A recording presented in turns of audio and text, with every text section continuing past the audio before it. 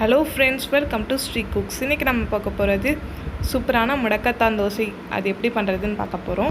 அதுக்கு ஃபஸ்ட்டு முடக்கத்தான் எப்படி இருக்கும், முடக்கத்தான் கீரை எப்படி இருக்கும் அப்படின்னு நம்மளுக்கு தெரியணும் இல்லையா. அது இப்படி தான் இருக்கும்.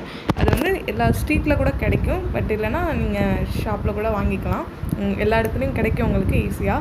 ஃபஸ்ட் அதை எப்படி கிள்ளணும் அப்படிங்கிறத பார்த்துருவோம். இந்த மாதிரி காம்பு இருந்தாலும் பரவாயில்ல, அதோடய சேர்த்து அரைச்சிக்கலாம். இந்த மாதிரி கிள்ளி வச்சுக்கோங்க. பாருங்கள், இந்த மாதிரி இலையை மட்டும் நல்லா, அதனால் எல்லா காம்பையும் போட்டுறாதீங்க. கொஞ்சமாக லைட்டாக இருந்தால் கூட பரவாயில்ல, அந்த மாதிரி கிள்ளி போட்டுருங்க. இந்த மாதிரி நிறைய கிள்ளி வச்சுருக்கோம். இப்போ எப்படி தோசை பண்ணலாம் அப்படிங்கிறத பார்த்துருவோம். இதுக்கு இங்கிலீஷில் பலூன் வைன் அப்படிங்கிறது தான் நேம். அது நீங்கள் வேணால் கூகுளில் போட்டு பாருங்கள். அதோட ஹெல்த் பெனிஃபிட்ஸ் ரொம்ப நிறைய இருக்குது. சூப்பராக இருக்கும். நீங்கள் வேணால் போய் சர்ச் பண்ணி பாருங்கள். நான் பார்த்தேன், அதுக்கு மூட்டு வலிக்கு ரொம்ப நல்லது அப்படின்னு போட்டிருந்துச்சு. ஃபஸ்ட் நம்ம இதை வாஷ் பண்ணிக்கலாம். வாஷ் பண்ணுறதுக்கு நாங்கள் இன்றைக்கி சால்ட்டும் மஞ்சத்தூளும் போட்டுட்டு அது தண்ணி ஊற்றி நல்லா ஒரு 3 to 4 times போல் நல்லா வாஷ் பண்ணிக்கோங்க. நிறைய பேர் இதை கொஞ்ச நேரம் ஊற கூட வைப்பாங்க. அதெல்லாம் வேண்டாம். ஒரு 3 to 4 times போல் வாஷ் பண்ணாலே போதும். அதில் ஜெர்ம்ஸ்லாம் போயிடும். மஞ்சத்தூள் போடுறோம் அப்படிங்கிறதால அதோட ஜெர்ம்ஸ்லாம் போயிடும். ஓகே, இதுக்கு இப்போ தேவையான திங்ஸ்லாம் என்னென்ன பார்த்துருவோம். ஃபஸ்ட் முடக்கத்தான் கீரை கழுவி வச்சுருக்கோம். அப்புறம் சீரகம், மிளகு, பச்சை மிளகா, 2 பச்சை மிளகா போதும். உங்களுக்கு காரம் வேணும்னா இன்னும் கொஞ்சம் சேர்த்துக்கலாம். அப்புறம் 10 சின்ன வெங்காயம், அப்புறம் 15 பல் பூண்டு, 10 பல் பூண்டு போதும். அப்புறம் மாவு, வீட்லேயே நம்ம மாவு அரைச்சி வச்சுருக்கோம் இல்லையா, அதுவே போதும். இப்போ ஸ்டவ்வில் பேன் வச்சுக்கோங்க. வச்சுட்டு அதில் நம்ம கொஞ்சமாக ஆயில் சேர்த்தாலே போதும். கொஞ்சமாக ஆயில் சேர்த்துட்டு நம்ம இப்போது தேவையான திங்ஸ்லாம் எடுத்து வச்சுருந்தோம் இல்லையா, சீரகம், மிளகு, அந்த மாதிரி எல்லாத்தையும் போட்டு லைட்டாக ஃப்ரை பண்ணிக்கோங்க. இந்த மாதிரி முடக்கத்தான் கீரையை ஃப்ரை பண்ண போகிறோம். இதுக்கப்புறம் அந்த மாதிரி ஃப்ரை பண்ணும்போது நீங்கள் ரொம்ப நேரம் ஃப்ரை பண்ணிட்டீங்கன்னா அதில் இருக்கிற ஸ்ட்ரென்த்தெல்லாம் போயிடும். அதனால் கொஞ்சம் லைட்டாக ஃப்ரை பண்ணிக்கோங்க. அதில் இருக்கிற கசப்புத்தன்மை போகணும் அப்படிங்கிறதுக்காக தான் நம்ம ஃப்ரையே பண்ணுறோம்.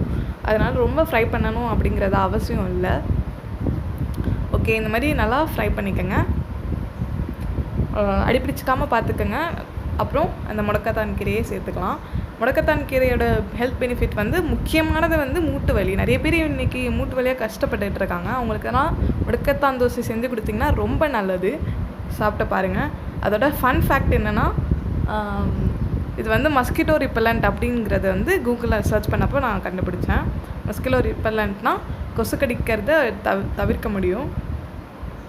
ஓகே, இதை வேறு பிளேட்டில் மாற்றிக்கிட்டு கொஞ்சம் நேரம் ஆற வச்சுட்டு மிக்ஸியில் போட்டு அரைச்சிடலாம். மாவு பதத்துக்கு அரைச்சிட்டு அதை நம்ம வச்சுருக்கோம் இல்லையா, அந்த மாவில் சேர்த்துடணும். ஓகே, இப்போது மிக்ஸி ஜாரில் மாற்றியாச்சு. இந்த சால்ட் உங்களுக்கு மாவில் சேர்த்துருந்தீங்க, ரொம்ப சேர்த்துட்டேன் கரெக்டாக இருக்கும் அப்படின்னு நினச்சிங்கன்னா நீங்கள் இதில் சேர்க்க வேண்டாம். அப்படி இல்லைன்னு நினச்சிங்கன்னா இதில் சேர்த்துக்குங்க. சேர்த்து நல்லா கொஞ்சம் ஒரு 5 minutes போல் மிக்ஸ் பண்ணி விட்டுக்கோங்க. அது ஃபுல் க்ரீன் கலரில் ஆகணும். ஓகே, இப்போ பேன் வச்சு தோசை சுட்டுருவோம். ஓகே, இந்த மாதிரி கொஞ்சம் ப்ரௌன் கலரில் ஓரளவு ஆனதுக்கப்புறமா லைட்டாக ஆயில் சேர்த்துக்கோங்க. நான்ஸ்டிக் தவாவாக இருந்துச்சுன்னா ஆயில் கூட சேர்க்க தேவையில்லை. ஓகே, இந்த மாதிரி திருப்பி போட்டு நிறைய தோசை சுட்டுக்கோங்க. இப்போ நாங்கள் செகண்ட் தோசை சுட்டுட்ருக்கோம்.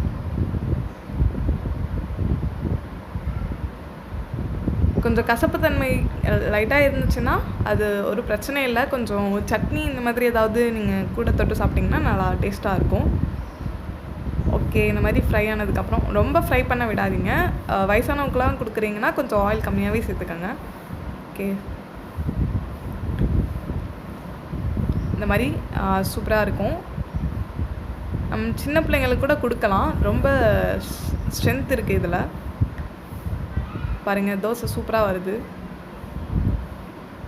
இந்த மாதிரி சைடில் ஃபஸ்ட்டு எடுத்துட்டு அதுக்கப்புறம் எடுத்து திருப்பி போட்டுக்கோங்க.